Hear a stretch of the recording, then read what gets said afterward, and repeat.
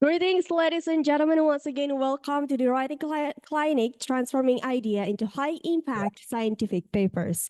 Our event will be started now, so another quick reminder for the online participants to turn your camera on and use our virtual background that will be sent by our committee through the Zoom chat. Also, please mute yourself unless the moderator allows you at the Q&A session. Thank you. And before we start it, I would like to introduce myself first. My name is Cinta Briliana, and I will accompany you as our host for today. Ladies and gentlemen, this free event is held as one of the series events of the 7th International Conference on Indonesia Architecture and Planning. The 7th International Conference on Indonesia Architecture and Planning is a series of conferences that allow the participants to discuss challenges and opportunities for sustainability, which often triggers innovation at the first place and its effect on architecture, planning, and the governance. This year, Iciap is conducted under the theme of Future Living, Reimagining Holistic Sustainable Built Environment, which brought up four topics. The first one is Reimagining Holistic Sustainable Urban and Regional Development. And the second one is reimagining holistic sustainable architectural design. And the third one is innovations for future living. And the last one is challenges for future living. But before we start our exciting sessions, a quick announcement for the online participants to fill out attendance form for the pre-event first. Now back to our session again. We will open our today's event by listening to a welcoming speech from our organizing committee. Ladies and gentlemen, please welcome Dr. Yani Rahmawati, the chair of organizing committee of the 7th Iciap. For Dr. Yani, the time is all yours.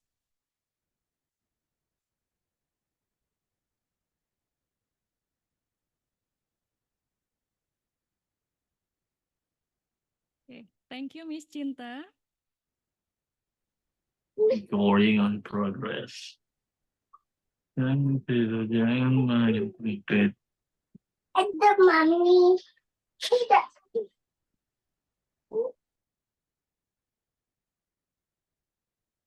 Good day, ladies and gentlemen. It is an honor for me to be standing here opening the special event welcoming our dear honorable guests and all of the participants of the second writing clinic entitled Transforming Idea into High Impact Scientific Paper.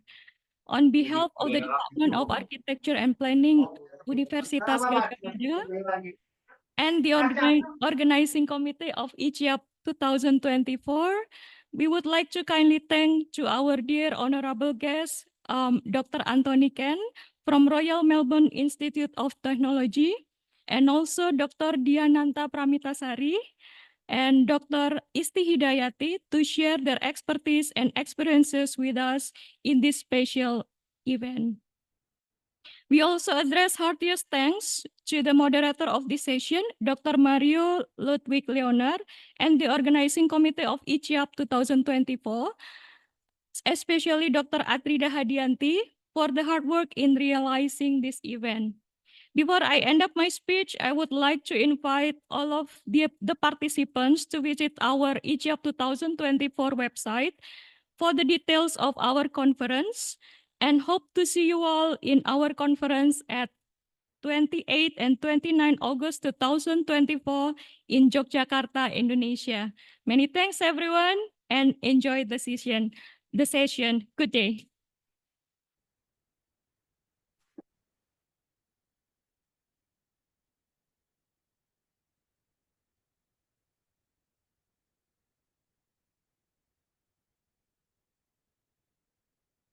Thank you, Dr. Yani, for the warm speech. Now we've done the opening session. Formally, let's begin today's rundown with insightful material sessions from our inspiring speakers.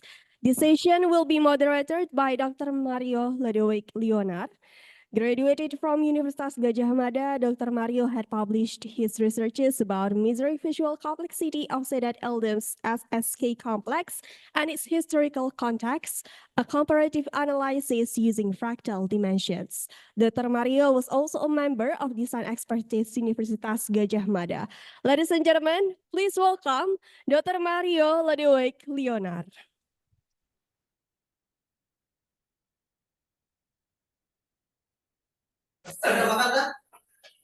Before we get started, moving on to our first invited speaker, we would like to introduce him first.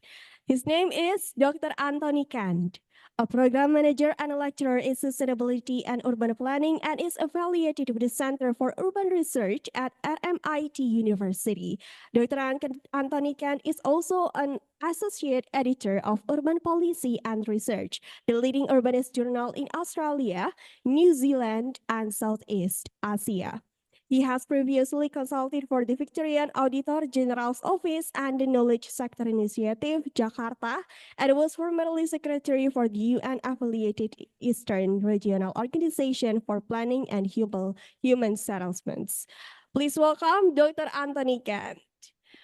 Dr. Anthony Kant, are you here in the room? Yes, I most certainly am here in Melbourne, as it so happens.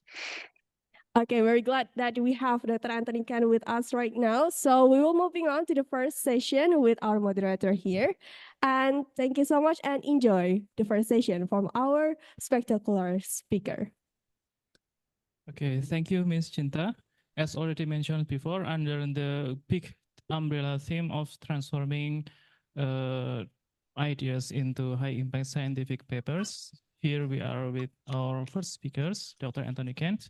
Please, Dr. Anthony, with the theme of the challenges of publishing in international journals, the screen and the time is yours. Please, Dr. Anthony. Okay, thank you very much, and selamat siang semuanya. Terima kasih banyak for having this opportunity. Mr. Chair, I'm just wondering about the presentation. At the moment, I'm just seeing a picture of myself, which isn't very interesting.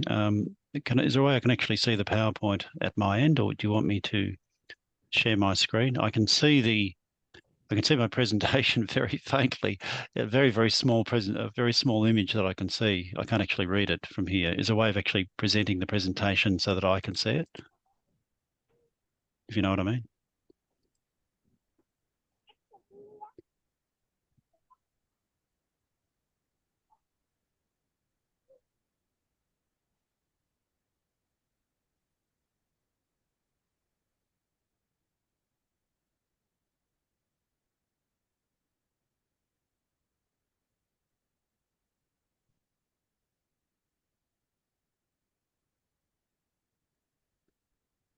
Well, perhaps while that process is going on, perhaps I can do a little bit of conversation here. I think I can be of value to you in a couple of ways. One is my experience as a university person, as an academic, but also quite a lengthy experience on the board of Urban Policy and Research. And Urban Policy and Research is one of those journals that began very small, actually, 1984, and it was really almost emerging out of the one university, effectively, that was in fact RMIT University. But over time, it's gotten bigger and bigger, and the board has expanded to include international board members, and the policy has expanded to consciously pursue articles and policies and ideas from the region, as opposed to just Australia and New Zealand. It really did just start off as an Australian and New Zealand journal, and consequently that's why I think we can call it an international journal now, because of the breadth of countries that's involved in that get published there. The board itself is a second one, but also the metrics, really, the Scamargo ratings. It's now at the top level of the ratings as well. So for all those reasons, that's something you might like to think about in terms of the Indonesian journals that you're involved with, that really our journey as a journal began quite small as well and emerged into an international journal. And I guess you might think of this in terms almost as a 20-year time frame. It might seem unlikely that an Indonesian-based journal might end up as an international journal like that. But that's pretty much what our journal was to begin with 40 years ago in policy and research. Now, what I'm Anthony, yes, go ahead. You can share your screen by yourself. All right. From the Okay. Just bear with me one moment. When I navigate that skill, which always surprises me a little bit. If I can and can't do it, just bear with me a moment. I'll see if I can do it. Just hang on a tick. I think this is going to work. This looks promising. Okay, we already can see your screen now. Please, Good. Dr. Great. Okay, good. How's that? Is that nice and clear and you can see it pretty well? I'm just trying to make it the full screen here. Yes, we can see it pretty well. Thank you.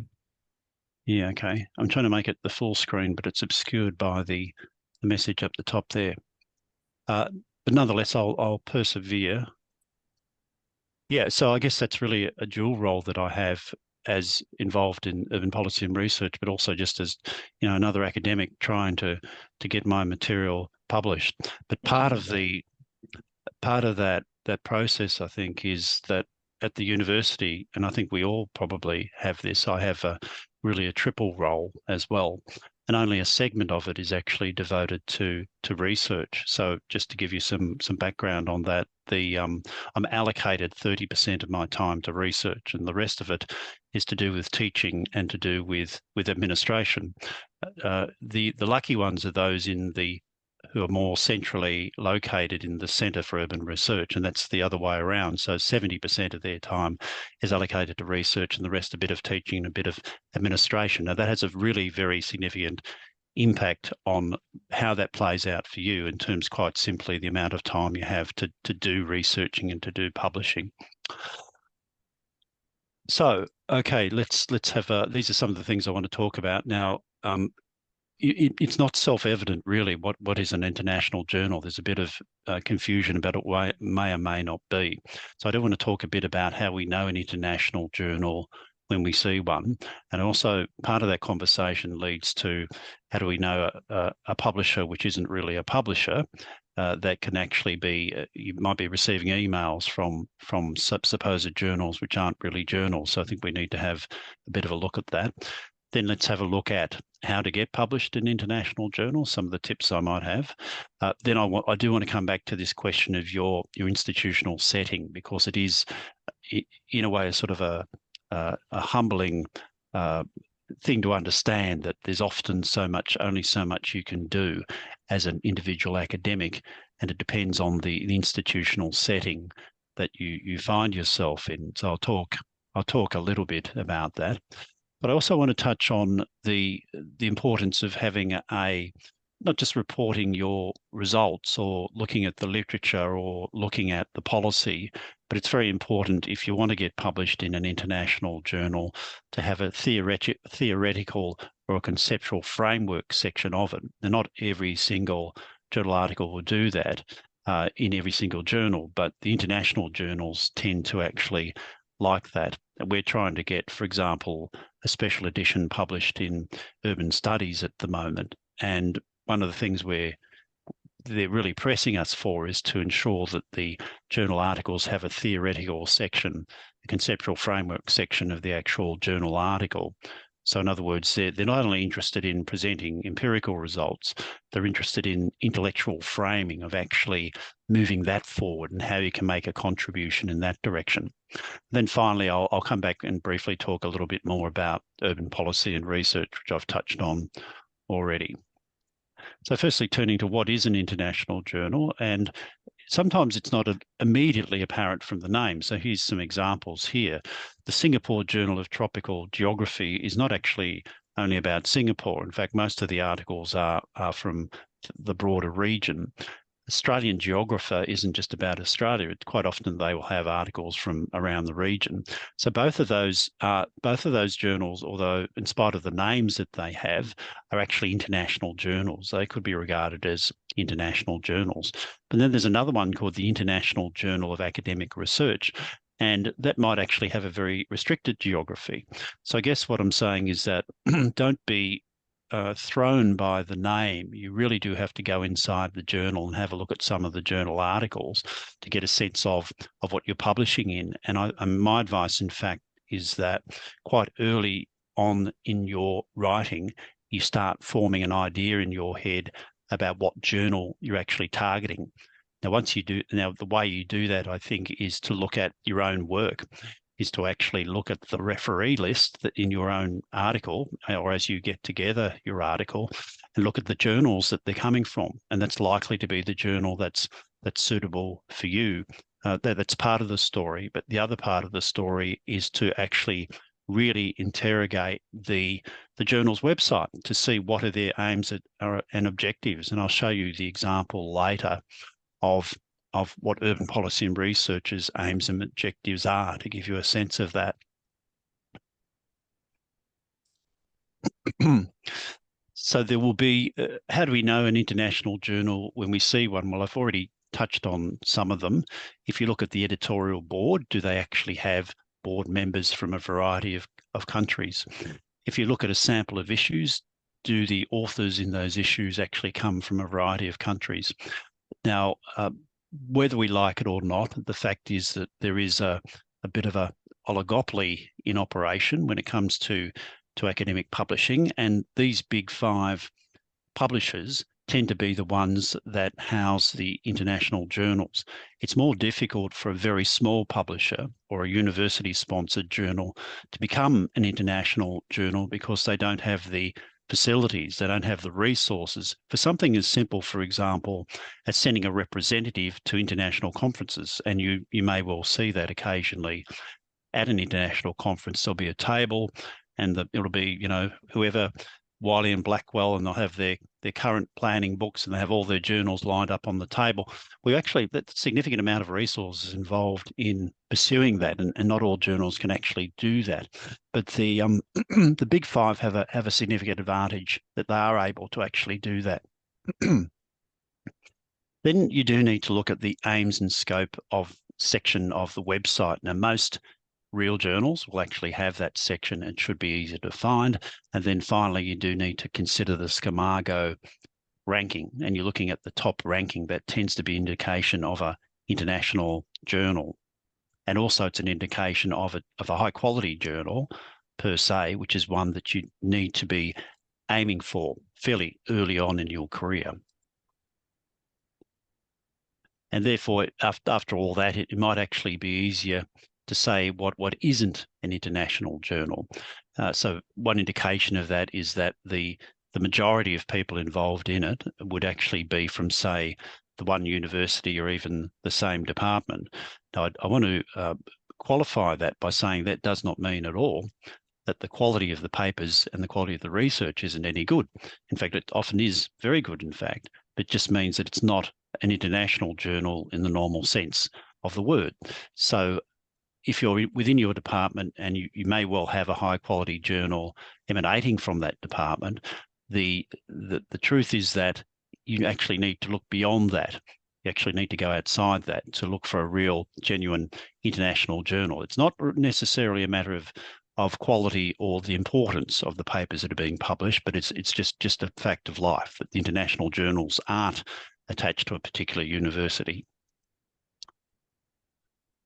Now, the other side of the equation is to exercise an element of care in choosing where you're going to publish, and there'll be journals that, or masquerading as journals, even masquerading, claiming to be international journals when they're not, in fact. Now, this is a really quite a significant problem, and it's getting, there's a whole industry out there of trying to con you into publishing in a journal and asking your money for it when it's not a journal in the real sense of the word. Quite often the so-called editors either don't exist or they're actually not academic people at all. Now typically what you'd get is a spam-looking email asking you to contribute. That's the first thing. The second thing, they'll ask you for money. But what you'll find, and the price you will pay, apart from the actual money, for engaging in these kinds of journals, is that quite often there's actually no refereeing at all, or the refereeing is very, very cursory. It's not very adequate. The other dead giveaway really is if you look at the website for such a journal, that they've got, they often will have grammatical mistakes in the actual wording of the website. So that's something else to be a little bit careful of. Another thing is to actually check the quality of the articles in previous issues yourself. Now, a academic librarian by the name of Jeffrey Beale, this list here has a very useful list of, he's been compiling this for many years, of of so-called journals which he considers to be either definitely or likely to be bogus journals. In fact, they're not really academic journals at all. So my advice would be, if you're getting an invite to contribute, just take a bit of care on that. Okay, so in terms of where to go with all of this, I mean, all these journals, there's hundreds and hundreds of thousands of journals out there. Where do you begin? So you definitely need to scale it down, and you need to think in terms of your own discipline, whether it's planning or architecture, for example. And after a period of time through your research, you'll become familiar with the main journals. Now, I can tell you from an urban planning point of view, for example, I've given some cases here, urban studies and so on. Now, in publishing these types of journals, what they're really interested in is you picking up a thread from something that's already been published before. If you can contribute to a debate that's happening within the journal, and takes a bit to identify that, that will put the editors in a sympathetic position for your paper. The other thing is they will be advertising regularly for special or themed editions. Keep an eye open for this, because sometimes that will provide an opportunity that isn't normally available. Now, just to give you one example of that, at Urban Policy and Research, as I speak, we're actually getting together a special edition on Indonesian cities, and we've got contributors to that. And because it's special edition, we know what the theme is, that the authors know what the theme is, that gives them the opportunity to at least get a foot in the door to begin with, rather than an individual article on an Indonesian city being submitted to the journal. So that's something else to keep an eye open for, is the special edition. I would also strongly encourage you to, and this is the case for me as well, by the way, to collaborate with international partners. So in other words, obviously people outside of Indonesia. Now, that sounds easier said than done. It probably is, but a couple of strategies is to look at the literature that you yourself are interested in, that you yourself are engaged with, that is similar to the topics you're engaged with. There are many, many non-Indonesian academics writing about Indonesia out there. And there's even centres outside of Indonesia devoted entirely to Indonesian academic and policy issues. Here's some examples here: the Indonesian Centre at Monash in Melbourne at the ANU, the Indonesia Project at ANU, and also the Southeast Asian Centre at the University of Western Australia. Now, you go into those websites, you can see the academics who are working and writing there, and these people are likely to be sympathetic to an Indonesian writing to them and saying, look, I'm interested in this research area, or I have this research idea, or I have a paper that I've just about half written, and maybe it needs an experienced academic to come in and give me a bit of a hand. That's something to look out for, to channel and scale down your search of an international partner. Now, many types of theoretical sections, I probably won't dwell a long time on these, but there's a number of ways approaching this. As I said before, that to get published in an international journal, important to have a theoretical section, but there are different types. They can take different forms. There's models, there's hypotheses, there's research questions. And what you're really trying to do, whatever the shape of whatever you want to call it, we're really trying to test this conceptual framework, to test this model, to test these research questions. Now, that's something that's very important to get published in international journal, because they want a clear line of logic throughout the actual article.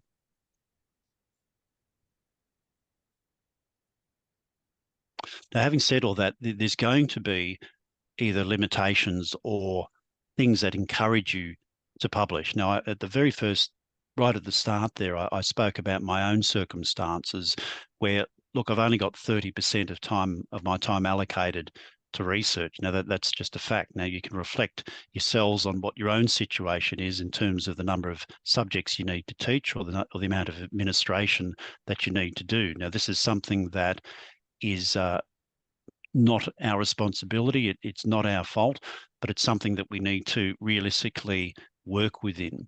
But one thing you do need to think seriously about, that as you develop your career, as you solidify your career and start getting material published, is to start moving around a bit and having a look around a bit, and actually start to look for those universities that provide significant facilities, that provide significant experience, that have experienced academics there. I mean, Gadjah Mada University, for example, is renowned as one of the leading universities in Indonesia. So if I was an urban planning academic in Indonesia at one of the lesser known universities, I'd be trying to get into Gadjah Mada. But of course, there's many examples of Indonesian academics that are working internationally as well. So that's something to keep in mind, is the funding and facilities are important. Second thing is to find a mentor. Now, that mentor can be within your own university, someone you know quite well, but this day and age, it could be a virtual mentor. It could be via the internet. It could be an international mentor. And again, I say someone with connections with Indonesia and understanding of Indonesia are going to be sympathetic about assisting young Indonesian scholars to get ahead. Thirdly, important to get feedback. Whatever venue, whatever possibility you can have to engage in feedback, I would take that. Now, there's informal feedback in the passageway, but there'll be department seminars, there'll be conferences. Engage in these as much as you can and use them for that purpose to get feedback on your research ideas.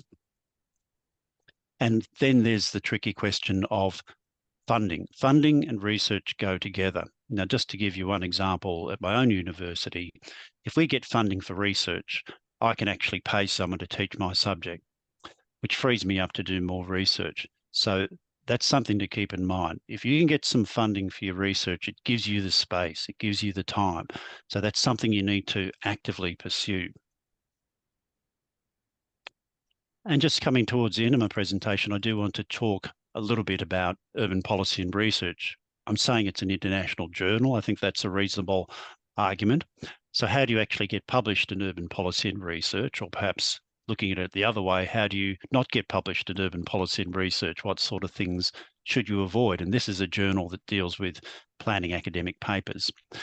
Most of the papers that we have issues with is because they're too complicated. Now, that might sound a little bit sort of low key, but the policy at our journal is that really a non-academic person should be able to read that article and comprehend it. So not too much jargon, not too many esoteric ideas that renders it incomprehensible. Also, we've got certain questions about scope, which I'll talk about in a moment. Now, in a way that the scope, establishing a scope is essential for a journal simply to control the process. So we're not getting papers on all sorts of topics from all over the place. So it's a management tool, but it's something that journals really have to do. Now, in terms of this process of rejection, it's something to not be discouraged about. I strongly encourage you to not be discouraged by rejection. Everybody gets their journal articles rejected firsthand occasionally. Now, by the way, at Urban Policy and Research, we have a policy that you can actually question a referee's assessment. You could actually question a referee's rejection. So keep that in mind. So sometimes a rejection isn't the end of the story. But I certainly would, and you can actually go direct to the editor. But don't be discouraged by rejection. You'll get it for sure in your early career. I remember a few years ago that I was doing seminars very similar to this with a colleague called Robert Cribb, who you may have heard of. Robert Cribb of the ANU is the most well-known historian of Indonesia and Southeast Asia, probably in the world. I was doing the seminar with Robert, and I asked the audience, how many people have had their journal articles rejected completely outright by a journal? And I put my hand up, and the young audience all put their hand up, and I turned to Robert, and he was putting his hand up as well. Now, that's the most established, well-known academic in the field. Even he gets his papers rejected, so don't be discouraged by it. And just finally, okay, aims and scopes. Now, this is just kind of typical in many journals, international journals, you'll get this kind of narrative. So let's just have a quick look to conclude with the aims and scope of the journal. And this is an example. Urban Policy and Research is an international journal dedicated to the publication of refereed articles in English in the field of urban studies and urban policy with those with an interest in Australia, New Zealand, and the wider Asia-Pacific region. The scope of the journal is international in two senses, presenting a worldwide readership, a view of the urban policies of particular countries, and encourages dialogue among researchers, policymakers, and practitioners in the Australasian region. And the journal seeks to develop better links between theoretical and empirical research and urban policy practice, seeks to stimulate informed debate about urban issues by publishing peer-reviewed research articles and practice review papers from a wide range of theoretical, ideological, methodological approaches. We also encourage papers from scholars in the UK, EU, USA, Canada that offer comparative analysis of Australia, New Zealand, and Asia-Pacific urban policy issues. Now, whatever journal you're interested in, my advice is, even as you're writing your paper, as you're starting to write the paper, thinking about which journal you're going to target, and have those aims and scopes in front of you as you're actually writing your journal article to make sure that they're matching what their interests are. Because in a sense, the journal editors are looking for a reason to reject you because they're actually getting so many papers. They have to do that. So don't give them that opportunity.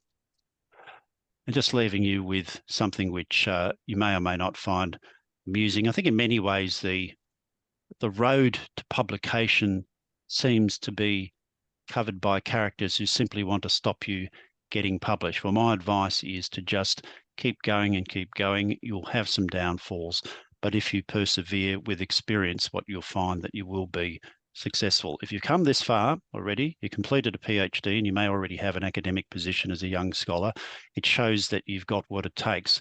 Now you've got to take it that next level and get what you have published as well. And I'll leave it at that.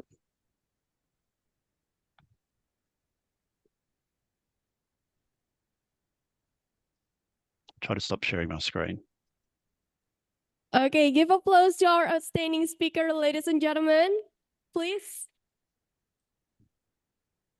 Thank you so much, Dr. Anthony Ken, for the insights and also in-depth explanation on getting published for early and mid-career researchers. Now, if you have any question for Dr. Anthony Ken, you may keep it and ask through the Q&A session later, as the moderator will allow you. Following the discussions, we would like to invite Dr. Diananta Pramitasari. Dr. Diananta Pramitasari is the head of the Master of Architecture Study Program at Universitas Gadjah Mada, while also being a lecturer at the Department of Architecture and Planning. And she also published her researches about architecture, with her latest publication named with How to Reveal the Meaning of Space in Vernacular Architecture. Today, Dr. Diananta Pramitasari will give us an introduction on from modest data to insightful article.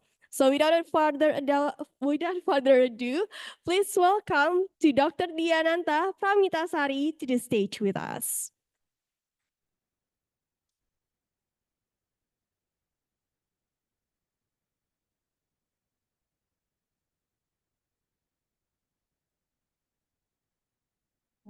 Saya share screen di sini.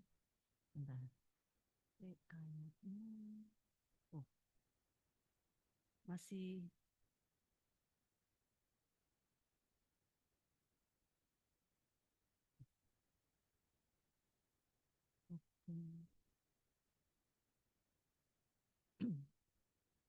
Okay.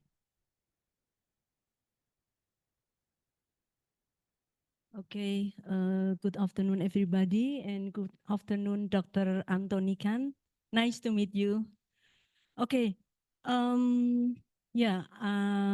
actually, the purpose of my presentation with the title From Modest Data to Insightful Article actually is the aim is to encourage our student here and also the student in the Zoom room to be brave in writing their research result become an article or an academic article. So thank you for this opportunity to share my experience in writing a paper. But I understand that our students here actually probably are familiar with writing a paper, an academic paper. But still, I also understand that some of our students or even us, the lecturer, sometimes hesitating in start to write the research result to become an academic article. So I will start my presentation. Yeah.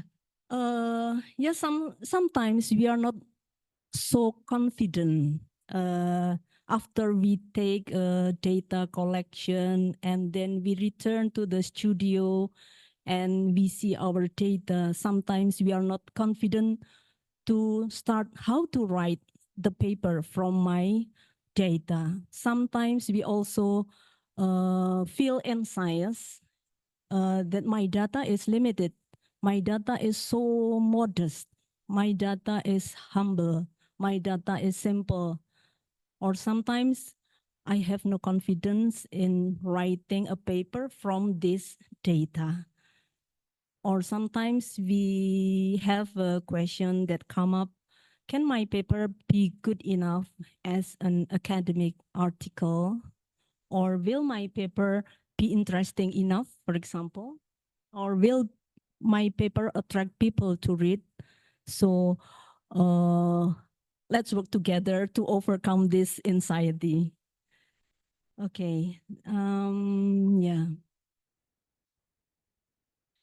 The limited data is usually considered as only enough for oral presentation. It is because of maybe you think that the presenter in the conference or seminar still has chance on the spot to add some verbal addition information simultaneously. So you think that your simple data only enough for seminar presentation or for only oral presentation, or maybe because the reason of the time duration for presentation is usually quite short. Sometimes we think like this, but do you think so that your limited data or your modest data only enough for presentation? In my opinion, sometimes also come this question, can we write an article from modest data? But I try to answer this question. Actually, yes, we can. We can make a good article using the modest data.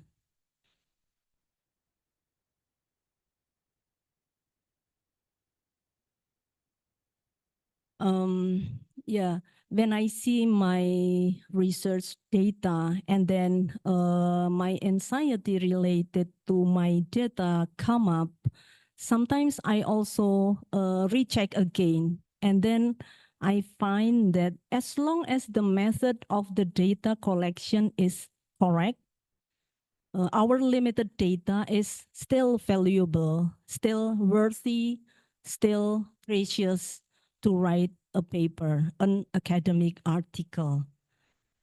Yeah, so please, we together don't be too worried about this. And how to do this, how to start?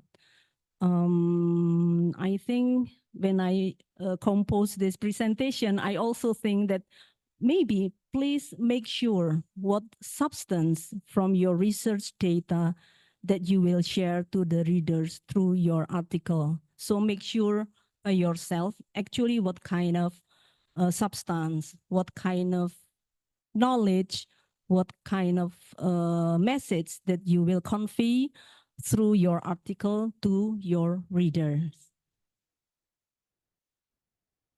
This is the picture of like a storytelling, and this is like a strategy for ourselves. Assume that your article is a story for other person. So you may call your article such a systematic academic story. So it will be easy for you to receive the situation and to encourage yourself to start writing an article. So I call this is a trick to outsmart yourself or ourselves. Okay, so yeah, I find this quote from the resource by Terry Pratchett. The first draft is just you telling yourself the story. So I think we can pull the meaning of this quote that before you tell your story to the other person, probably it's easy to tell yourself about your own story. So you can start from what part we can begin the story. Okay. And this is the general step to do in writing an article. The first, I think this is very common, make an outline, the outline of the article. Yeah, you may follow the guideline from the intended journal. For example, you choose the journal of, for example, cities, or maybe a journal of design and built environment from Malaysia, for example. So inside the website, you can find the author guide, so some guidance, and also the systematic outline. So you can follow this guideline from the intended journal. Or if you are not so fixed about what kind of journal you will send your article, you can just usually put the general content of the article consists of introduction, method, analysis, and result, and then discussion and conclusion. I think it's more general. But the second is write the draft. This is the very important. And just write down what you need to describe or to compose, to explain, but all derived from your research data. In this part, don't be too worried about the language grammar. Sometimes our focus to write down the draft is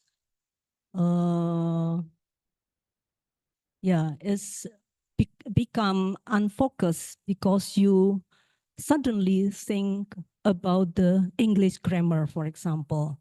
So my suggestion in this part, in this step, write the draft. Please don't care about the grammar, about the structure, about the neatness of the technical format, for example, about the unbalanced table, unbalanced figure.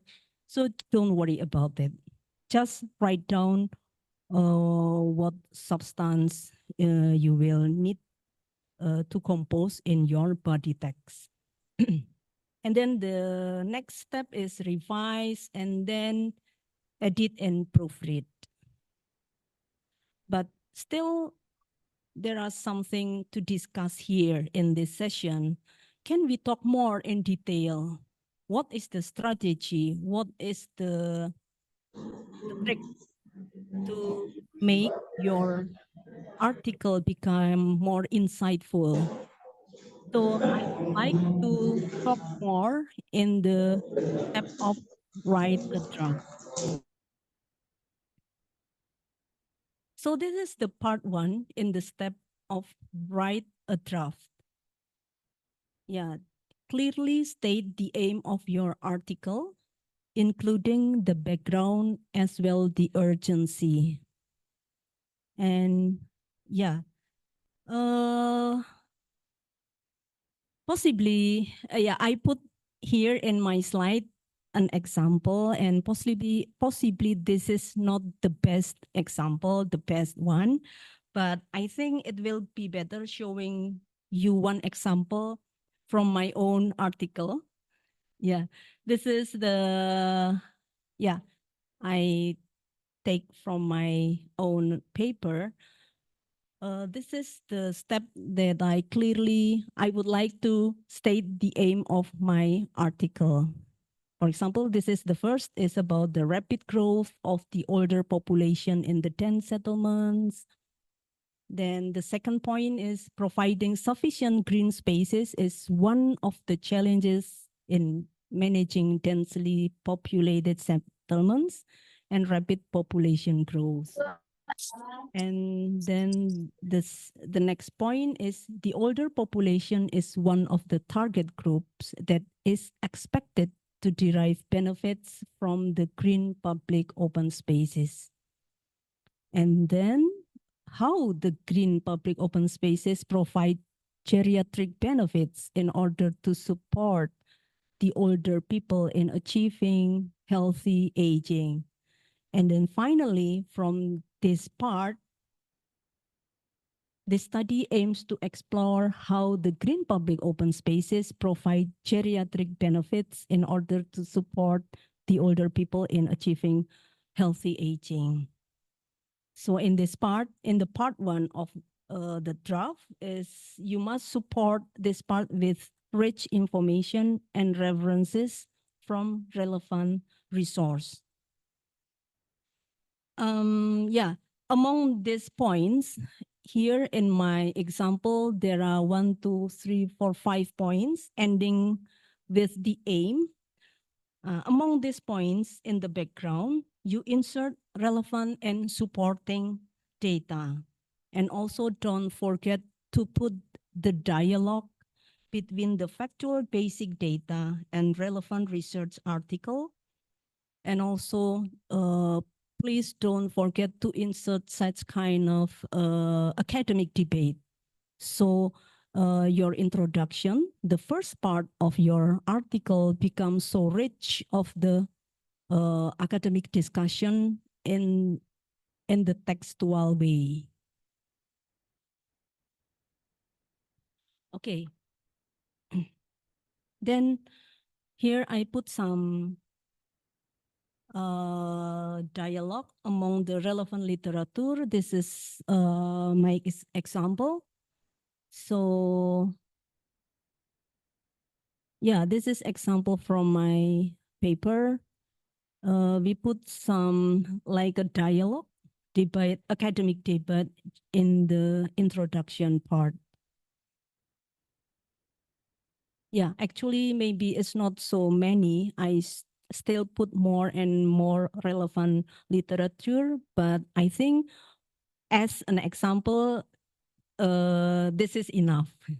So this is the example.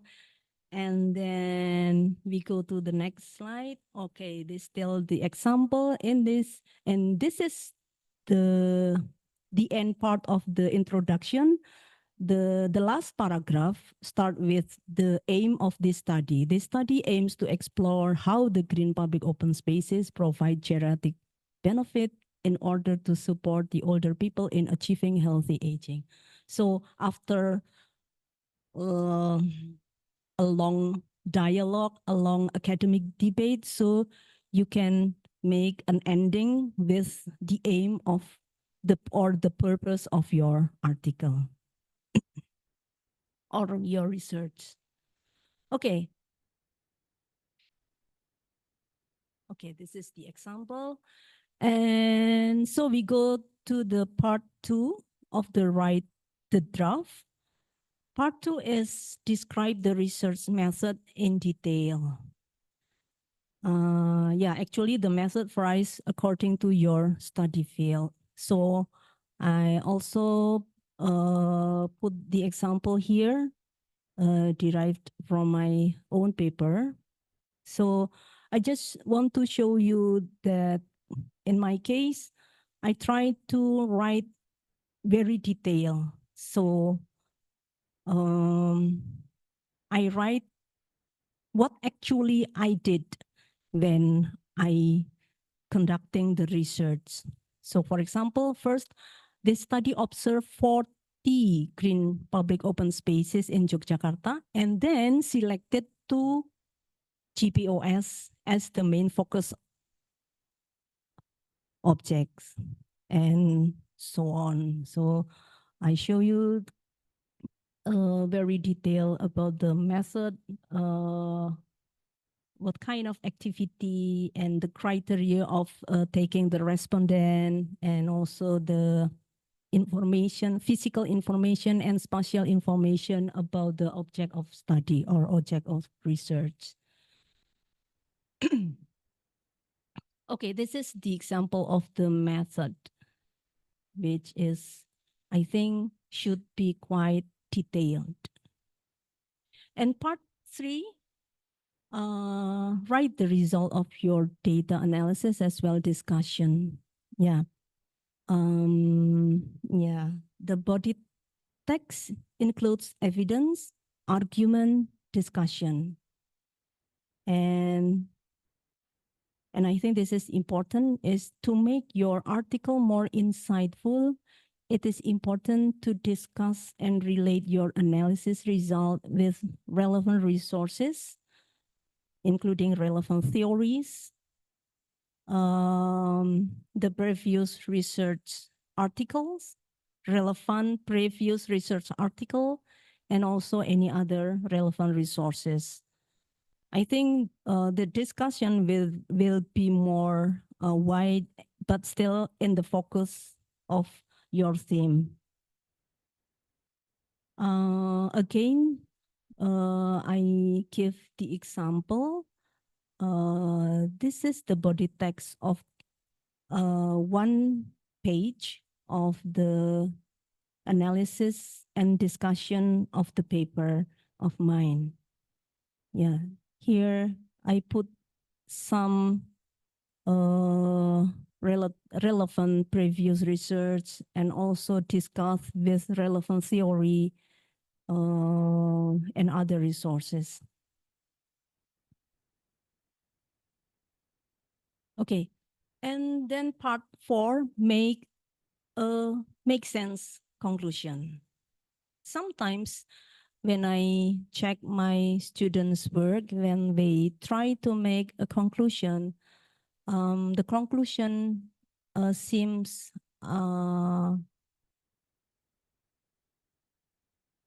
common, not so specific. So it is important to make a make sense conclusion. So your conclusion must fulfill the aim of your research. You've just stated in the beginning of the paper. And then you may put a challenge also in your conclusion part of your article. You may put a challenge of future research possibility or future task. Yeah, this is my my advice or my strategy for you to make your simple data to become an insightful paper. But still, I would like to underline some point. Yeah, this is my my strategy, my my trick, to make my article become quite good. Yeah, a good way to make your article insightful is enhancing your writing with rich discussion by relevant reference or literatures. What is the rich discussion? Sometime probably we ask about this. And in my opinion, rich discussion is actually is just relate your research result to relevant theory, relevant previous article results, but you must make a correlation, make a connection, so your paper become more wide acknowledged through several perspectives. So I think this is the strategy to become more insightful. And the rich discussion or rich dialogue in academic way must be located both in the beginning part of your paper to show the state of the art of your research, and also in the part of analysis and discussion before you go to the conclusion. So in the discussion part, the analysis and the discussion, you put some rich discussion. So your article become more insightful. But how to do this? This is require you to read more. You must read more, especially the relevant research, the relevant previous research, or also relevant theories. And I understand that you all, the student, I think it's easy to read and you have more experience in reading a book. So please take it more. So you read more and make many notes from your study. So take many notes from your reading materials, and then don't forget to exercise to paraphrase. You understand the paraphrase, yeah? So you cannot put originally from the relevant literature, but you must make a paraphrase. So it's not instantly you can do this. So you must make an exercise to do this. So I think it is like an obligation as a student when you have a willingness to make a good article. And this is some additional notes. Okay, about the title. I think the title actually come in the first to trigger your idea and many more. But sometimes we make a chance or a challenge to see again your title. For attractive title for the article, I suggest you to find a contemporary terms in developing your article's title, yeah. Because sometimes if we use conventional idiom or conventional terminology or convention words, sometimes it's not attractive to people to then catch your article when your article come up in the table of contents of in the journal. So please find contemporary words, or maybe you can use the English dictionary in the thesaurus, so you can find another or the synonym of the words. This is one additional notes. I think it's important. And then about the sentence, please make concise sentence. Only use the words that are necessary. Sometimes we are very eager to make a long sentences, but this is risky. Sometimes the meaning of the sentences become unfocused. So I suggest you to make a concise sentence, or it's easy to say not too long sentence. The short sentence is safe. Okay, especially in English article. And also avoid redundancy of the terms or words. Sometimes, maybe you are unconsciously using the same term or using you use the same words, but I remind you that sometimes you need to find another synonym of the word, so your article doesn't seem boring.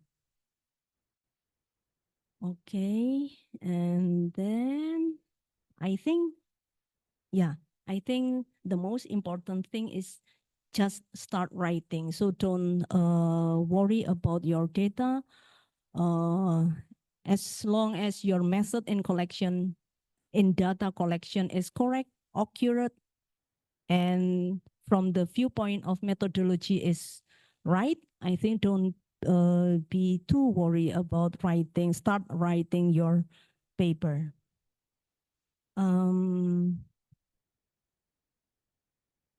Yeah.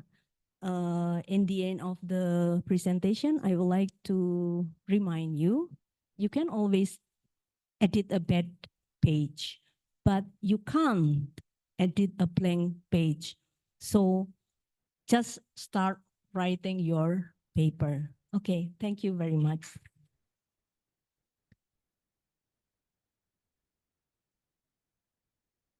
Give another applause to our wonderful speaker, everyone. Well, thank you, Dr. Diananta Pramitasari, for the wonderful explanation that helped us to gain more comprehensive knowledge on how to formulate data into insightful article. Now we would like to invite Dr. Isti Hidayati, a lecturer at the Department of Architecture and Planning UGM, with her outstanding achievement as an awardee of Wiranga Rangerik Prize at the University of Groningen, Netherlands. She also published her researches about transportation system and urban planning, which was shown through her latest publication, How Gender Differences and Perceptions of Safety Shape Urban Mobility in Southeast Asia. Today, Dr. Isti Hidayati will give us an introduction on mitigating how to publish from a reviewer's perspective. To Dr. Isti Hidayati, the time is yours.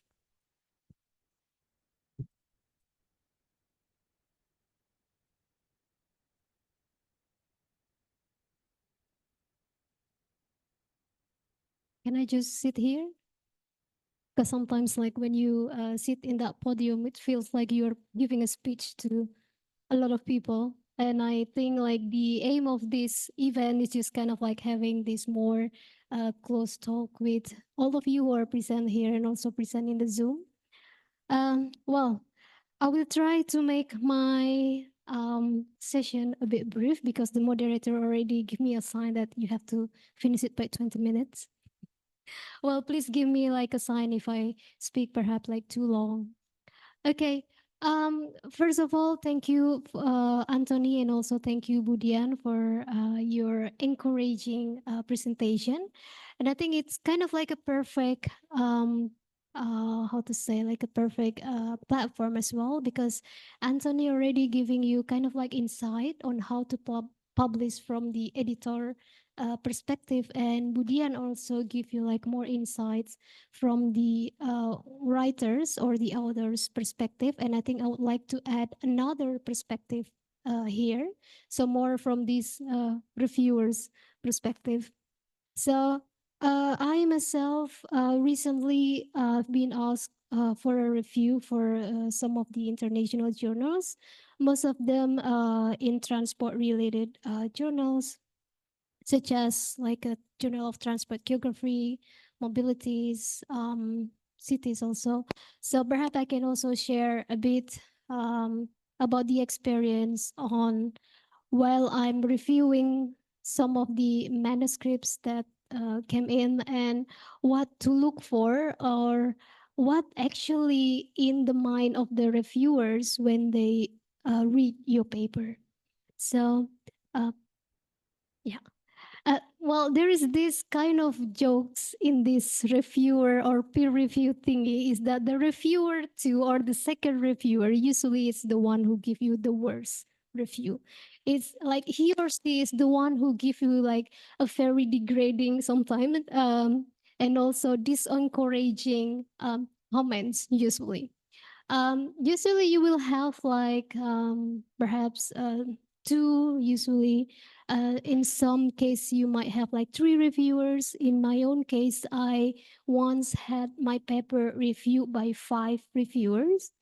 Usually the reviewer two is the one who gives you like a very bad comments, the one that kind of like, no, I don't really want to look at this manuscript anymore. And sometimes even you ask your own stupidity, it's like, why I'm writing this article. But well, Yeah, so this is kind of like, um, and usually there will be at least one of the reviewer who kind of like say like a more general review, the one that say, perhaps the conclusion might be too broad, or give you like a comments or review, let's say like, oh yeah, the topic is interesting, but you know, like this some general one. But the reviewer too usually give you like a very detailed and sometimes very technical comments, and sometimes they even give you like to insinuating that you need to kind of like perform additional studies or something like that. But well, let's not delve too much into this. Next, perhaps. Just to give you like a brief overview of what is happening when you submit your manuscript, because I think perhaps some of you might still um, new to this kind of paper publishing thingy. So when you submit your manuscript, it usually comes to the editor, and it's called like a desk review. And it's usually if the editor deem that your manuscript is interesting enough, or within the aim and scope of the journal, and then it will be sent for a review. It can be blind review, which means that the reviewer might know the author, who are the authors, or it can also be, in most of the journals, they apply the blind review, which means that the reviewers will not know who will write this, who is writing this article, and the authors also don't know who are the reviewers. And if you get, well, a bit unlucky sometimes, or sometimes just because simply the paper is out of topic, or perhaps it's a very bad English sometimes, then it got to be rejected. And for those manuscript that is sent for a review, um, the most common response is just like to ask for a revision. And in a very rare case, then it gets accepted. And well, in some, I would say not too common, but also not too rare, you also can get rejected from the peer review processes. And after, if you got a revision, and if your revised manuscript can satisfy all the reviewers, then you get accepted, or it can send back to the editor and got to send for another review. And this whole bunch of like going back and forth for the reviewers and the authors can goes up to, I don't know, in my experience, it can take up to like 3 or 4 times revision. And sometimes you can also get like so many revisions, and at the end of the time it's kind of like get rejected. So there's also stories like that. In my own experience, I think I experienced like being revising like 3 times, going back and forth, but at the end of the time it got rejected. So yeah, that happens. And well, if you get accepted, usually you will go through a proofread phase, and then you go to a publish or a publication process. Yeah. And sometimes when you submit your manuscript, this is what I usually do when I was like very new to this one. The first time I sent my manuscript, and then the next day I still like checking on my submission status, and sometimes it's kind of like still under review, and it's been under review for like, I don't know, 3 months, 6 months. My longest time or my experience like around 9 months, or 1 year and couple of months, kind of like forgot. And yeah, but and then you will ask yourself why this review takes so long. And well, as a reviewer, usually it's just simply they're busy, and sometimes they just simply forgot the deadlines. As a reviewer myself, sometimes, yeah, I'm sorry, sometimes I really like forgot. And then for some journals, they're been like really good. they send you like a reminder that you already agreed to review this article, and then you have like 1 week. In some journals, they give you like a reminder that your review due date is today. And I was like, nah, not really. I cannot really make it for today. And in some journal, they send you kind of like a notification that you already exceeded the time for the review. And then it's like and in some cases the journal send you like a re-invitation to review the same journal, because sometimes it's really hard to get the reviewers. So sometimes when you submit your article and it says like with administrator, in some journals they have those status, it also means that they're still looking for a reviewer. And sometimes it can take a very long time as well. I heard a case of one of my colleagues that the paper got rejected because they cannot find a reviewers. So well, it's not like a frequent cases, but yeah, that happens. Yeah, so sometimes don't really or don't worry too much if your paper is still under review. But sometimes I do have this kind of like rule of thumb for myself. Um, if I submit an article and if I check one more time, please check in the journal if they mention like the turnover time, let's say, or the turnover period, or if you can measure their turnover rate. It's like the time that they need for the reviewer to get back to them or to get back to you. And if it's like 3 months or 6 months, and then use that as your, let's say, as your threshold. So uh, if I submit to a journal that I know that the turnover rate is not that long, and if I don't receive any news for like 3 months, I usually ask or send an email to the editor asking the status of my submissions. Because sometimes, yes, I mean, the reviewer are human beings. Sometimes they're busy, sometimes they're just forgot, sometimes the reminder is just like missing in a bunch of emails and they don't really read it. So sometimes they need somebody, they need the editor to kind of like remind them to, hey, please just review this article because it's already there for like, I don't know how many months. Okay, the next. And well, another side is like what actually makes reviewers happy.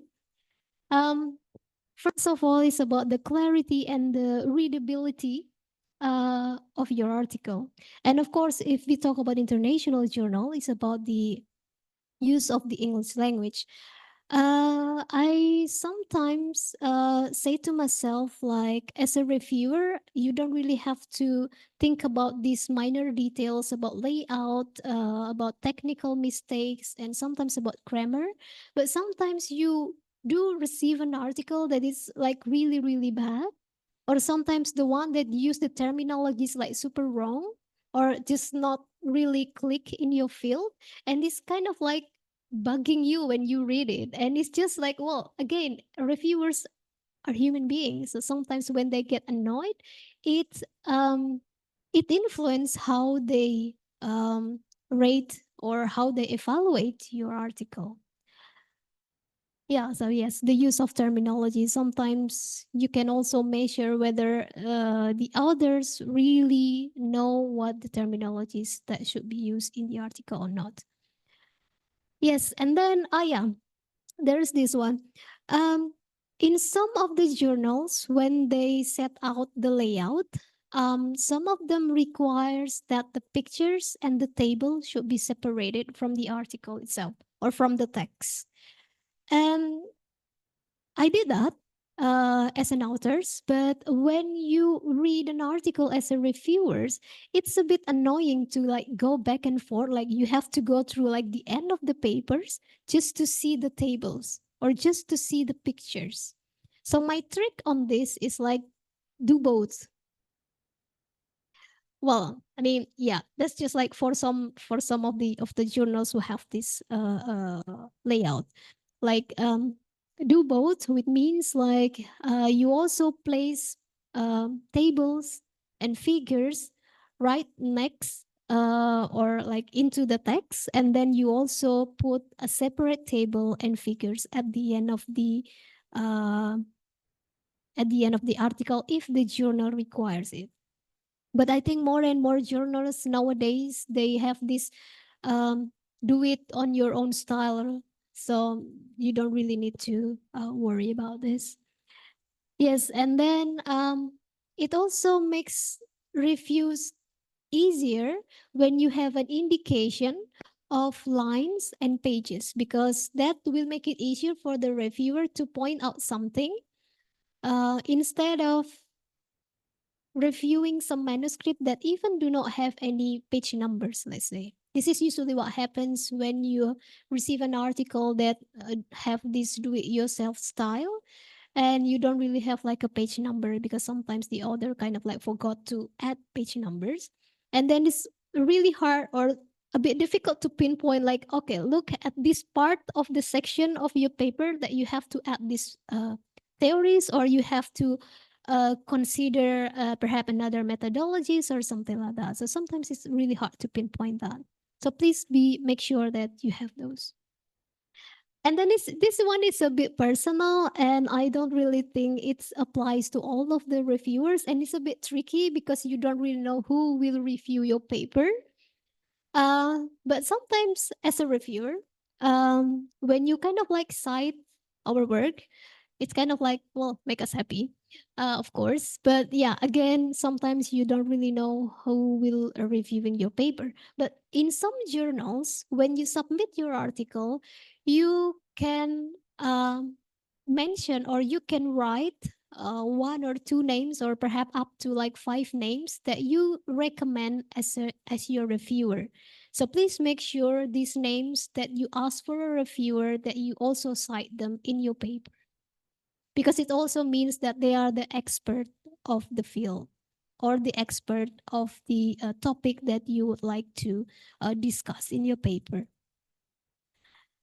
Yes, and in case of a revised version, so it's like not the new manuscript, it also make me happy as a reviewer if I can see clearly how you respond to each of the comment. So please make sure that you kind of like, I don't know, perhaps give a highlight, or perhaps just mention in what page or in which paragraph or perhaps in which lines you respond to the comments that the reviewers have give you before. It's okay, or even if you make a rebuttal, or if you like do not agree with what reviewer says, but please indicate and give like a sound arguments for that. Okay. So, and I think this one, the last one's like what makes the reviewers happy is like, of course, when the topic is kind of like relates to my own research. The thing is like when the editor assign reviewers, sometimes it's not, I mean, sometimes the topic of the paper of or the manuscript is not really in line. And sometimes perhaps the editor picks this particular reviewer because of the methodology sometimes. So not really have like the same or similar topic, but like at least this reviewers is an expert in one of the aspect of the papers.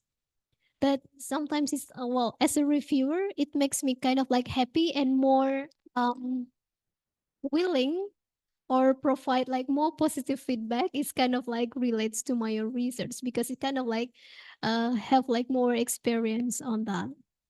There's also a nice reading yesterday that I found that um, one says that the speed of reviewing the article somehow have a correlation with the generosity of the comments. They say it's perhaps of a guilt because sometimes like when the reviewer takes like a very long time to review, and then he or she might feel guilty, and he or she might have the tendency to provide like a good let's say comments. Well, but that's just kind of like what you can call quotation, like urban legend in this peer reviewing thingy. But anyway, next to this, yeah. So what, as a reviewer, what I usually look for, or what usually the journal asks the reviewer to look for. Of course, it depends on each journal, but more or less it contains, first, it's about novelty. And it's a bit tricky here because it's kind of like a balance between the topic that you discuss or the one that you present in your manuscript should not be too common or not be like too frequent, because then it become like saturated, and then comes the questions like why you have to research this because there's already so many studies about this. But then it also have to be like something new, but not like incredibly new, like it has to be done at least part of it before. So it's kind of like a bit tricky, of course, about the novelty, because it's like if it's a completely new, then it's a bit kind of like, is it really still within the aim and scope of this journal, let's say? Because if it's kind of like completely new, then might not belong to this journal. So it's kind of like a bit of balance there about the novelty. And then usually we look for a research problem or research aim, and it has to be clear. So the tips for this is like you just have to state it explicitly. Do not expect the reviewers to kind of like guess what is the research problems or what are the research aims of your article. Just state it plainly, explicitly. What is your research aims? What is your research problems that you would like to try to address? And be concise. I mean, if your research aim is to, I don't know, identify something or assess something or whatever, don't and then don't change it uh, at the end of the paper, because in some cases, as a reviewer, sometimes I found at the beginning they mentioned that the research aim is to identify something, assess something, and then at the end of the paper they talk more about the methodologies, let's say, or like this methodology is far more superior than the others. If it's the aim of the paper, just state it at the beginning that your aim is to test this method, not to identify something or assess something. So just be concise and be consistent throughout the paper. And then the context. And it's especially when you work on a unfamiliar study location. And to be honest, I think here, as the one that lives in Indonesia, sometimes when you submit a paper to a journal that is heavily centered on Europe or in United States, you really have to make at least a one subsection explaining about the context or the study location. It's a bit unfair because sometimes when I review papers that is using case studies from the major cities in US or in Europe, they don't really have this subsection explaining the cities or the study location, because it's kind of like, well, everybody knows this. But well, yeah, you have to still explain the context of your study locations. And then, yes, the methods. As Budian already mentioned, methods really play high points, or like, yeah, a key role in defining your whether your papers get accepted or not. And it's not enough to just mention what is the methods used. It's not enough to just say that I'm using regression, a binomial regression, and that's it. You have to explain why you are using these particular methods. You have to explain why you use some variables and why you exclude another variables. In my paper, like for examples, when I write that I use, like, let's say, space syntax with measurements of, let's say, global integration and local integration at 800 meters, provide explanation why it has to be 800 meters, what it represents.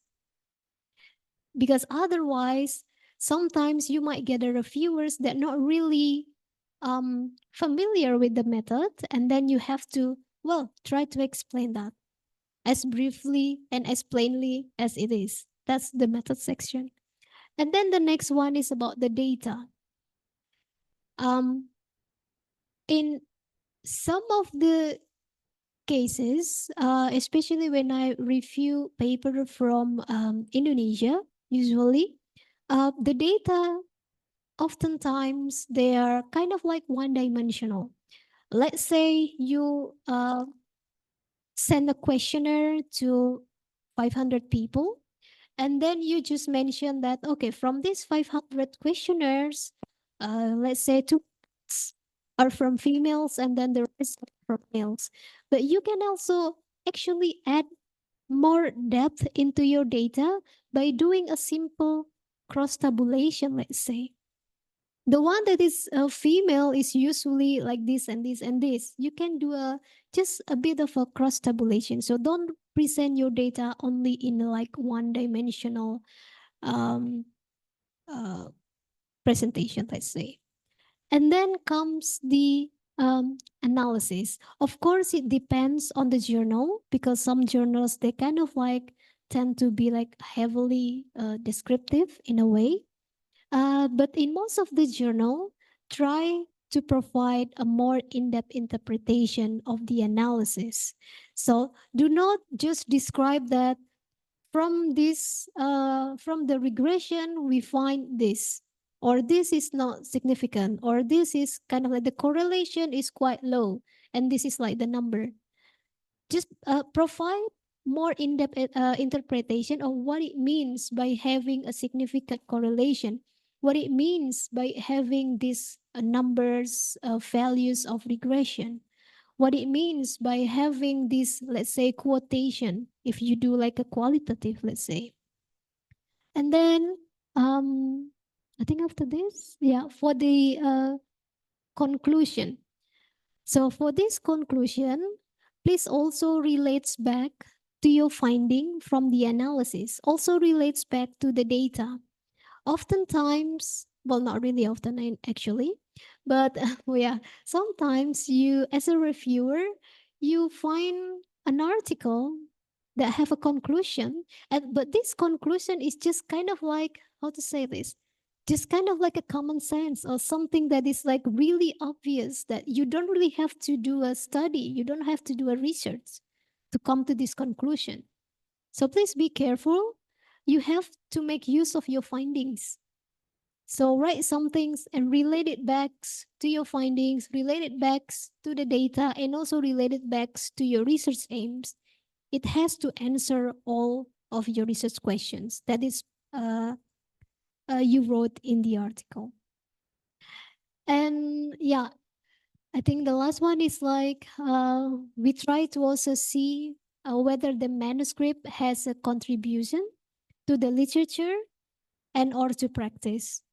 Of course, it depends on the journal. Some journals, they're more welcome to, let's say, a practical research, some things like from empirical studies. And in some journals, they're more like heavily more into like a theoretical contributions. For example, Journal of Planning Literature, let's say. I mean, the journal name, it's already say itself, like planning literature. So of course you have to have a contribution for the literature.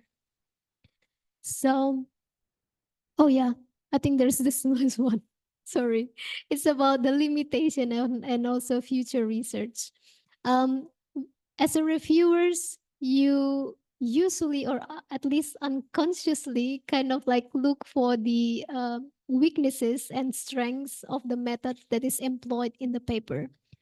So if you already state or acknowledge that your methods have some limitation, that really helps a lot.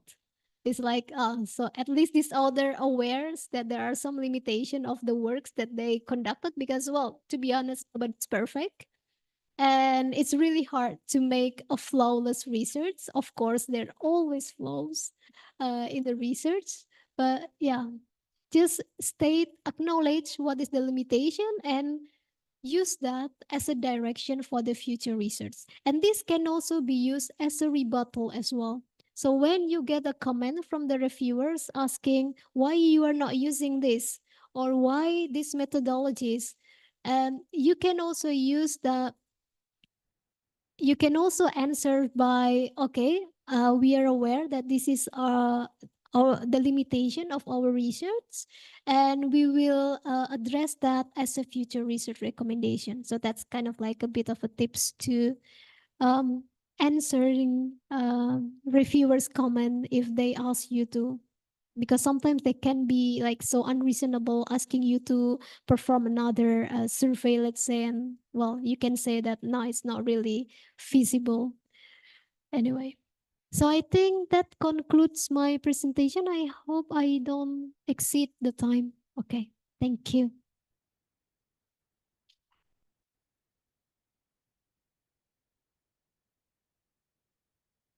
Okay, ladies and gentlemen, give another applause to our outstanding speaker, please. Thank you so much, Dr. Isti Hidayati, for the comprehensive sharing about mitigating how to publish from a reviewer's perspective. Also, it was really intriguing to hear various perspectives and experiences, as well as special notes from our speakers to the participants. I believe that after listening to the various approaches from our speakers, many of the participants are eager to dive deeper into each topic. Therefore, we'll give you the chance to directly ask our speakers, which will be conducted through the Q&A session. It is divided by two terminus, which will be started by 3 questions first, and we will pick 2 offline participants and 1 online participant to ask out the speakers. This session will be led by our moderator, Dr. Mario Ludwig Leonard. Dr. Mario, time and place is yours. Thank you, Ms. Chinta. So since I think there are not yet any questions from the online participants, so from the offline participants here in the room, do you have any questions? Yes, please.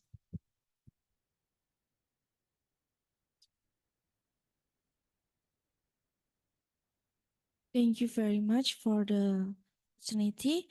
My name is Yasinta. I'm from doctoral program of architecture in here in UGM, and I want to ask for Mrs. Diananta, yeah, about the dialogue theory, and I want to ask about what is the best proportion of dialogue theory that you said in the beginning and in the analyzing, because I aware that they make a double what is that, double explanation like that. May you understand my question?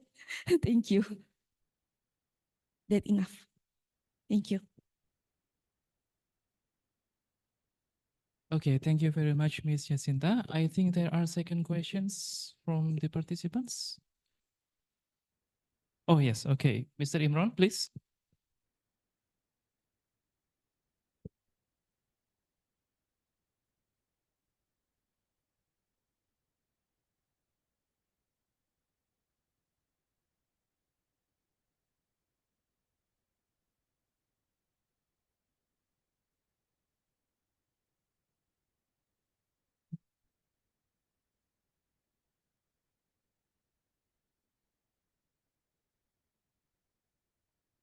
Okay, thank you. I want to ask a question that, as a student, what is the wise strategy for us? We have to focus on the quality, which we are able to reach high quality, such our paper indexed in Q1, or it's okay if we write a paper that we can publish even will not reach in the high quality. As you know that, for instance, in Indonesia, we have Sinta, whose value perhaps at the third Sinta, but we are productive and we have contribution as well. And then how it could influence to our career if we want to be a researcher or lecturer. Could you share your advice to us about it? Thank you. Thank you. Thank you, Mr. Imran. Do you have any particular speakers in the mind when you ask the questions, or is it up to us here in the stage to answer? Okay, up to us. Okay, I think since the second question is contextual to the situation in Indonesia, I think it will be referred to Dr. Isti. And since there are already two questions, the answer sessions. Okay, please, Diananta. Okay, thank you very much for the question. So the name? Mbak Yasinta. Okay, thank you very much, Mbak Yasinta, for the question. So I think the focus of the question is how to avoid double content of the dialogue theory between the part in the beginning of the paper and in the analysis and discussion in near the end of the paper. Actually, in my opinion, it depends on the purpose of the part. Usually in the beginning of the paper, you have a goal to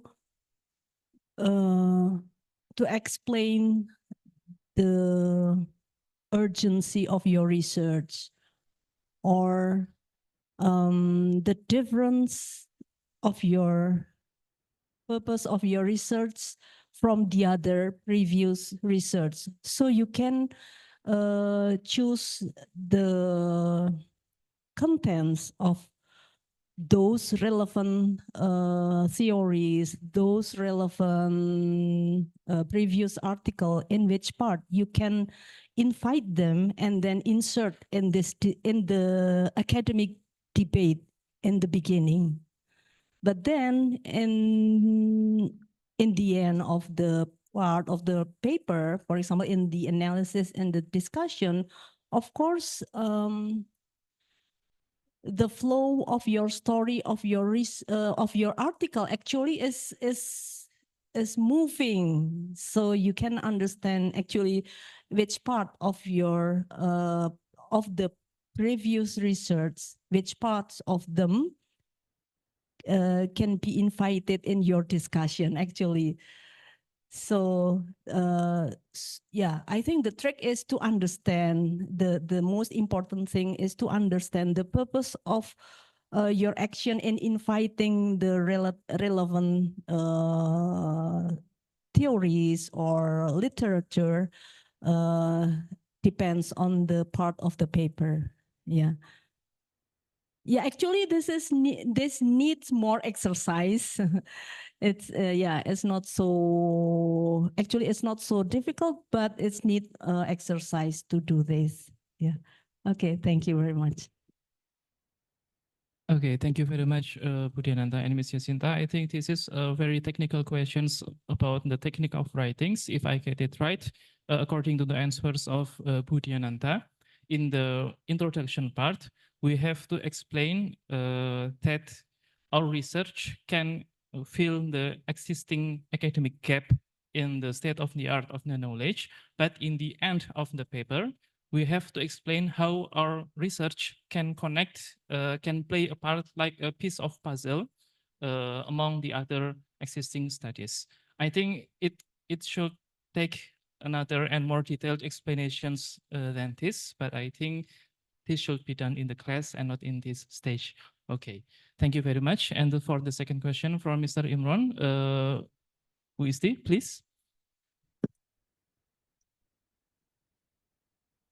Yes. Okay, for the second question, so what is the best strategies? Whether we should aim like really high to submit in the Q1 journal, let's say, or shall we just submit to, let's say, just a very like a local journal? My answer is if we take an ideal case, like you don't have any time constraint or you don't really have like a time limitation that you have to publish by the end of this year, just go aim higher. Why? Because sometimes, well, I think that in this very top tier journal, let's say the Q1 and the Q2, some of the authors, they tend to get like a bit of afraid, and they at the end they just submit to, let's say, the medium tier journal. And sometimes when you because most of these researchers kind of like submit to this, let's say, the medium tier journal, and then well, sometimes then this submission to this top tier journal is not that much. But well, I cannot really say for sure, but that's kind of like how it is.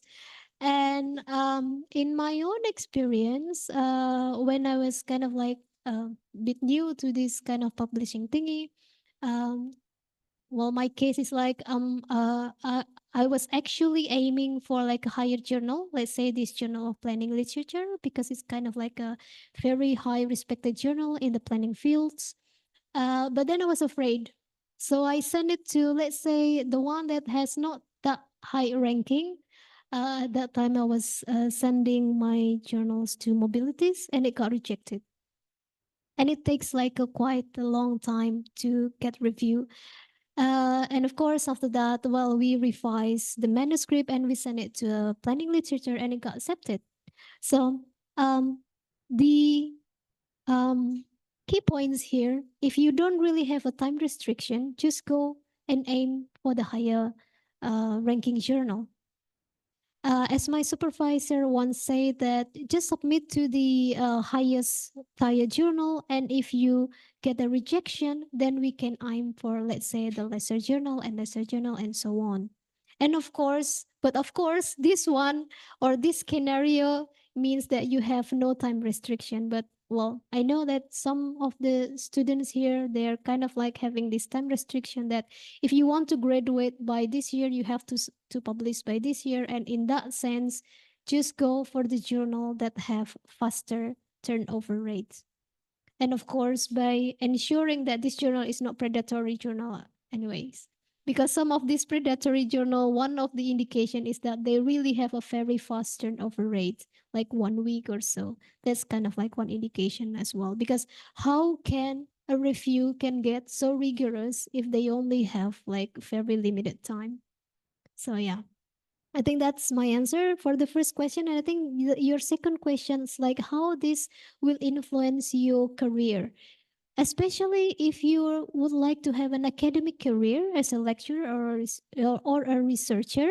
Having published in a highly reputable or highly ranked journal is really influential, because when you would like to apply for a grant, you usually will be asked like how many publications that you already produced, and this can kind of like give you more credits if you have like more publications. So yes, if you would like to have a career in academic journal, yes, this will be very influential. I hope that answers. Okay, thank you, Dr. Isti. I think the conclusions from the answers is that ideally I'm high for the stars, but please be prepared for the attacks of the space monsters, reviewers, time, energy, etc., etc. Is it right? Okay, thank you very much, Dr. Isti. For the second terms of the questions and answers, is there any questions from the online participants? Not yet. Is there any other questions from the offline participants? Okay, please, Ms. Yani. Okay, thank you, Dr. Mario. Can I have 3 questions, please? Only one? Okay, thank you so much. Good afternoon, everyone. Hello, Dr. Anthony. It's happy Hi. to see you here.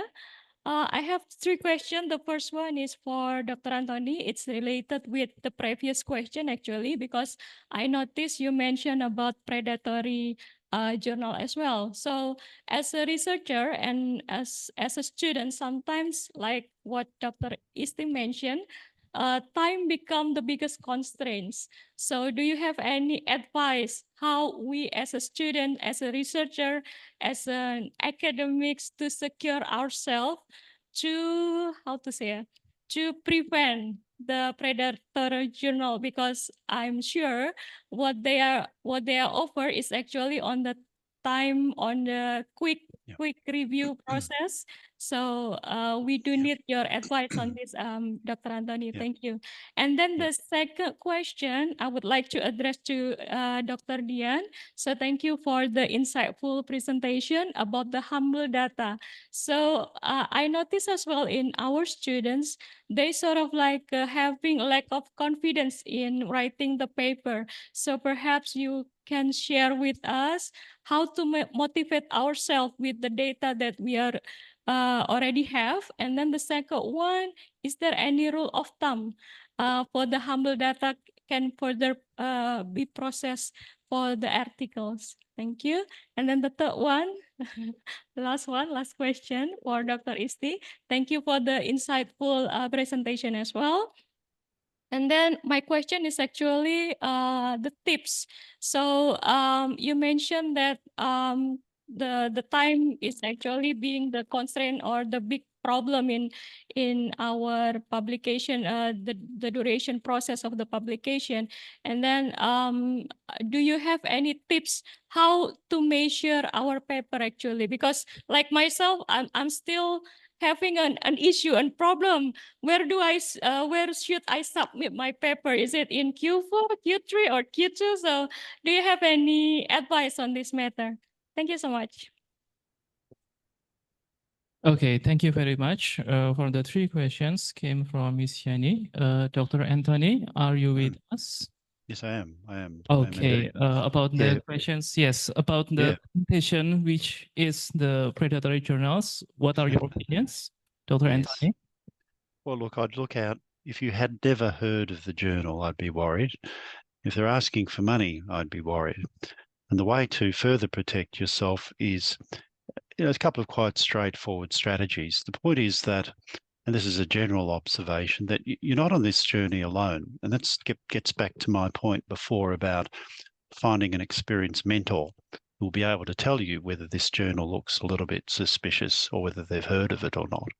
But the other way is to look at your own reference list and look at the works that you have cited and the journals that you've cited that have been cited in. Because over time you become familiar with the journals that people in your field will regularly publish in. So they're the tips that I would suggest. But it does speak a little bit back to the conversation we were having just before about whether you should publish in a Q1 or a Q2. And this is a very, very difficult question when you're starting off. What should you do? Should you aim a little bit lower or aim a little bit higher?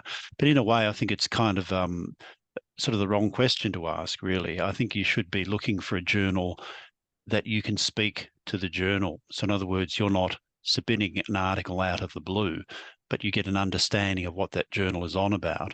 And for example, just to give you one example, it might be just a Q2 journal, and there's nothing wrong, nothing to be ashamed of with publishing in a Q2 journal. But let's say in the last 2 years, they've published a couple of articles on Indonesian cities. Then you can go in with your article and say, I'm picking up from where the journal has left off. So you integrate it that way. Now, it might be a Q2 journal. It's a difficult question, that one. I mean, I suppose very broadly, when you're starting off, a bit of modesty is okay. So broadly speaking, Q2 is okay for the first few years.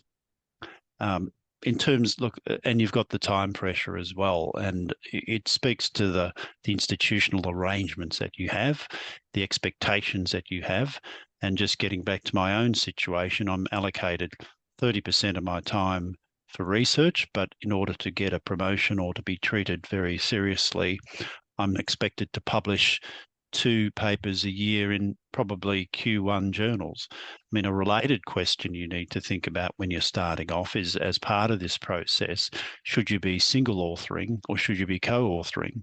I think that as you go along, you need a mixture to show that you're a sole author, but also that you can work with others, that you're a co-author.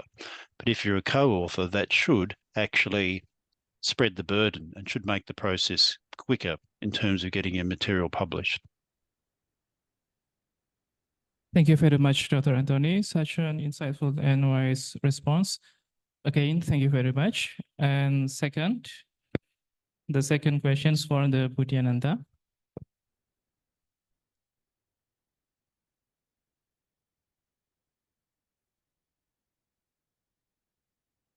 Okay. Okay, thank you very much, Dr. Yani, for the question. I think the first question is how to motivate ourselves to be confident with our humble data, to write a paper on it. And the second is the rule of thumb. I think for the first question, how to motivate ourselves, I usually, in my case, I just try to be the number one who write this topic of the as a paper, as an academic paper. So please don't be preceded to other person. So because actually when you make a research, you collect the data, actually you have already passed the step or the phase of have the state of the art of your research. So your data is new for this research. So I just motivate myself to become the number one as a person who write this topic or this such kind of research. This is like the way to motivate. And then the rule of thumb actually is quite, it depends on the person, but I think just the very simple secret is just write down first in general outline of the paper, but then you can make the next layer of the process. Yeah, just finish every stage and you can put the time target to finish every part of your paper.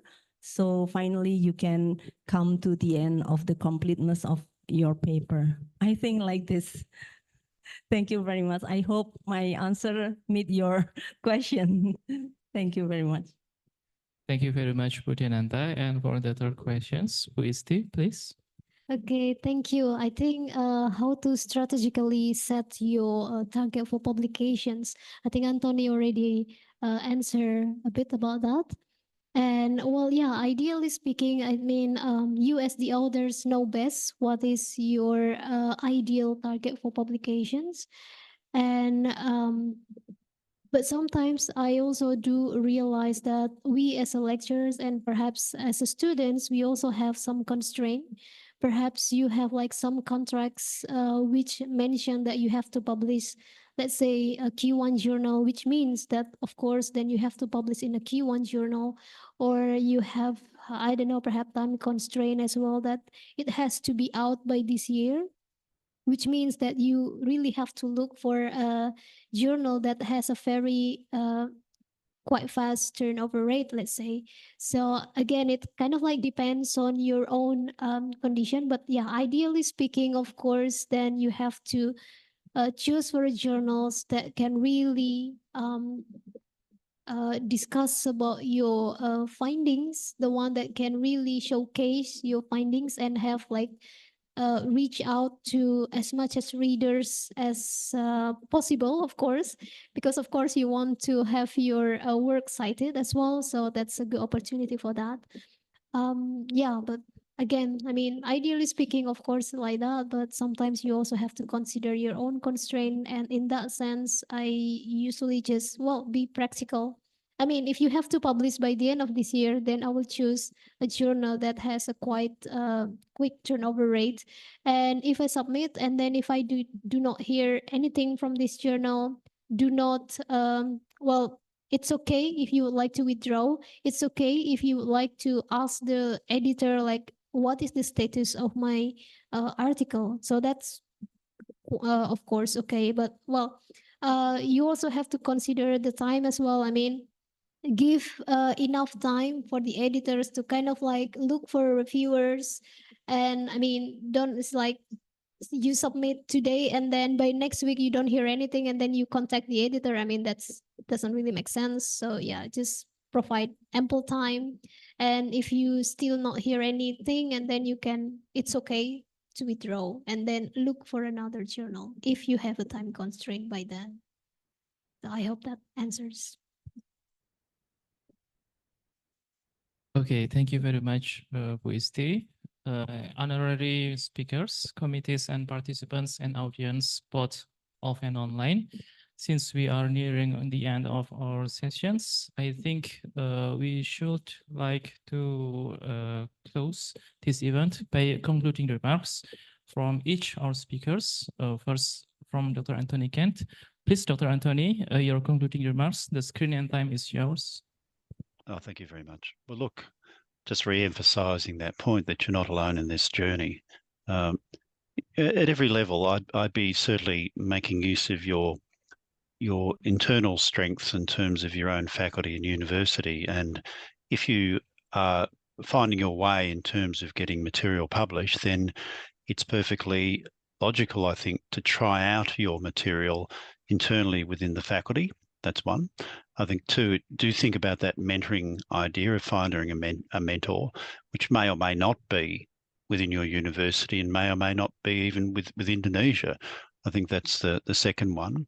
And the third one is to understand that in many ways, academia and university work is a political game, that there's decisions made which in some ways are quite illogical, and we need to work our way around them. I mean, one of the things that I myself also have to deal with is, in fact, this mentality that we need to publish many articles quickly, when actually what our job is, I think, at heart as university people, is to make a better world.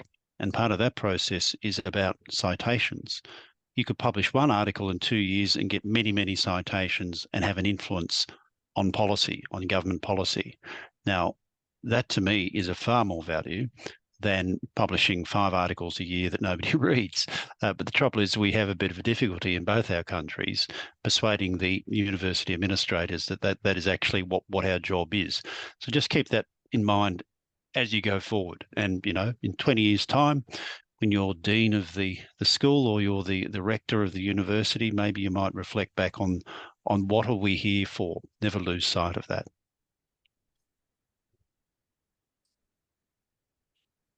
Thank you, Dr. Anthony. And the second concluding remarks came from Diananta. Please, Diananta.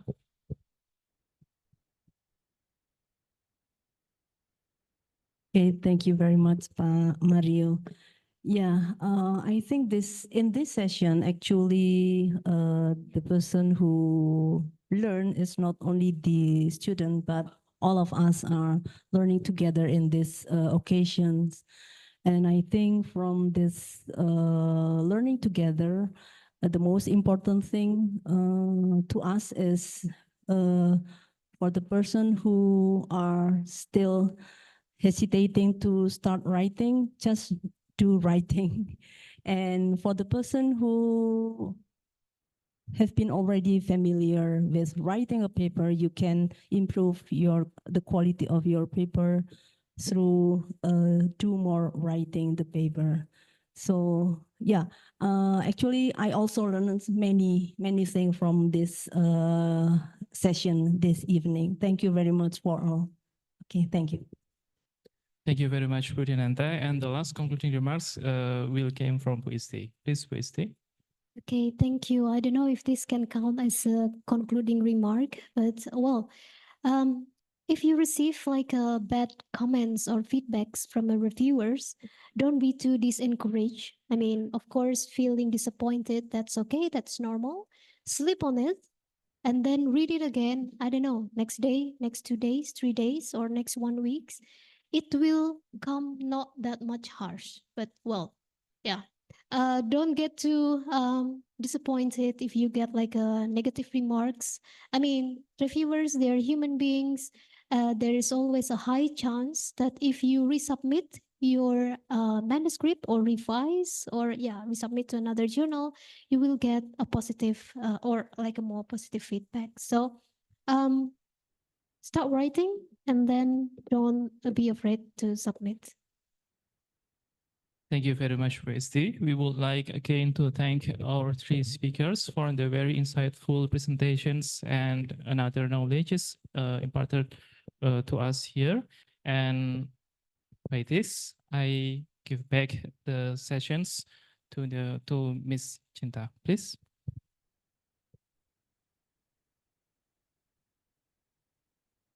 Thank you, Dr. Mario. Ladies and gentlemen, give an applause again to our speakers and our moderator, please. Thank you so much to Dr. Anthony Kan, Dr. Diananta Pramitasari, Dr. Isti Hidayati, and Dr. Mario Lodewijk Leonard for the valuable time and insight you have given us. I believe that after listening to the various approaches from our speakers and moderator, many of the participants are eager to dive deeper about researches. Ladies and gentlemen, as time has already been passed than 3 p.m., it is the time for us to formally close the 7th International Conference on Indonesia Architecture and Planning pre-event. Once again, this pre-event is held as part of the series of events leading up to the main conference, has served as a vibrant forum for discussions, debates, and the exchange of groundbreaking ideas, which is the 7th International Conference on Indonesian Architecture and Planning. This year, Iciap is conducted under the theme of Future Living, reimagining holistic sustainable built environment. Before we close the event, I would like to remind the online participants to fill out the attendance form. You may find the link through the slides in our Zoom chat. This attendance form is very important, hence it will be your requirement to get the certificate. Right now, we're moving on to the next session. Therefore, I would like to invite all of the offline participants to come to the in front of the stage where we will get the documentation session together with the speakers. For the online participants, please turn on your camera and use our virtual background. And for all of the participants, you may join us to the stage.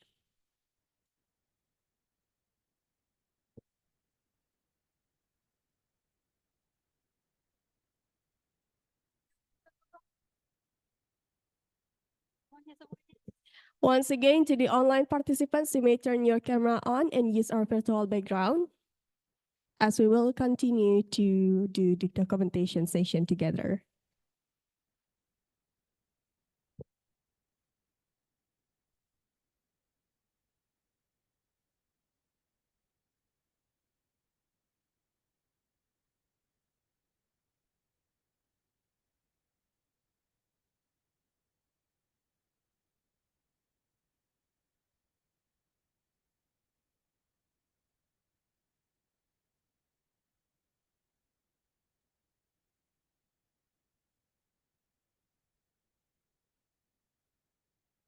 Thank you.